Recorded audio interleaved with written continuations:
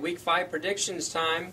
And is there a bigger game to date, Mr. Jaffe, than Seymour Crosby this Friday, 7 o'clock at Crosby High? Yeah, Jimmy Lee Stadium should be packed. I really think that it's going to be a great game. Hopefully the weather will cooperate a little bit. The biggest question I have is the Crosby Bulldog defense going to be able to stop some of the things that Seymour can do? And how effective is Seymour, led by Michael Shesky, going to be able to stop the passing game? I'm going to pick Seymour for one reason in a close game.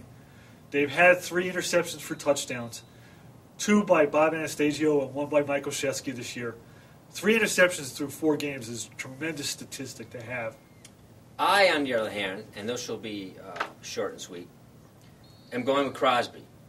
For number 1, because Jaffman picked Seymour. But for number 2 is I really believe that Gondak is going to lead them to victory. By the way, when's the last time Crosby's been in a game of this magnitude? It's been a while, hasn't it? Yeah, they were 9-1 in 1994. They had some pretty good players. John Fletcher that went into NC State. They also had Tony Ortiz that went to Nebraska. And that was the last year for Joe Begel as head coach. They've had some good seasons, but 7 wins was the most in the last decade. So, they're hoping for 9 wins, maybe more, and we'll see how it goes. 9-1 in 1994. File that under things only the Jaffman remembers. Very impressive. All right, moving on. We have a huge Copper Division battle. Woodland at Torrington. Both teams are undefeated, and the winner of this game really has an inside track to getting into the NVL title game, because that division is up in the air right now. And the thing that's interesting about that today, it was total coincidence, but we got an advisory from the CIAC that said that the NVL championship game will be 6:30, and it came from Woodland. Wow. A little interesting tidbit today. So I don't know where that came from. All I know is that it came over the advisory about 3 o'clock today. The Hawks will prevail against Torrington.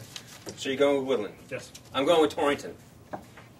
For a couple reasons, actually. One, it's my alma mater. Can't go against the Red Raiders.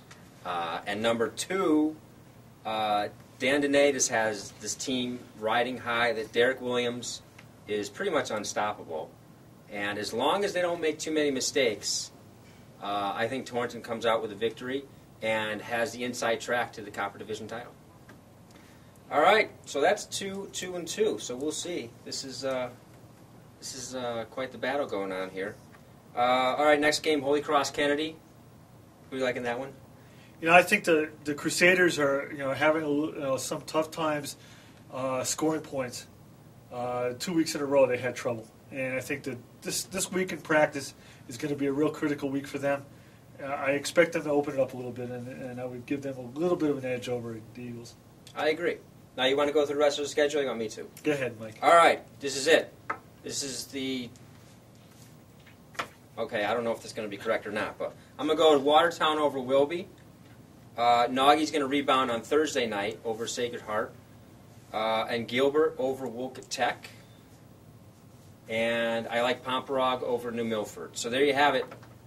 We don't really know what our records are, but we're pretty confident in these picks. I think we did our research, and we pretty much... So how did we do last week?